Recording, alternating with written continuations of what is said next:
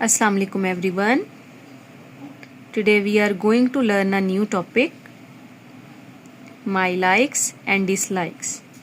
Welcome back to our 5th online English learning class. Let's learn some vocabulary words.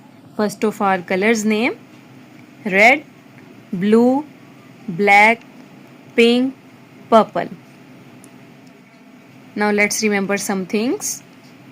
Ice cream, chocolate, football, books, dolls. Now let's learn two useful English expressions. First of all, I like, and second one is I don't like.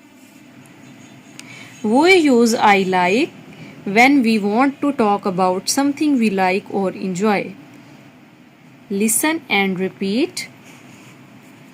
I like blue. I like football. I like ice cream. I like my doll. My favorite color is purple.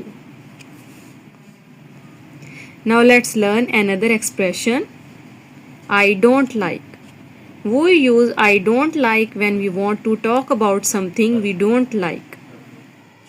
Listen and repeat. I don't like black.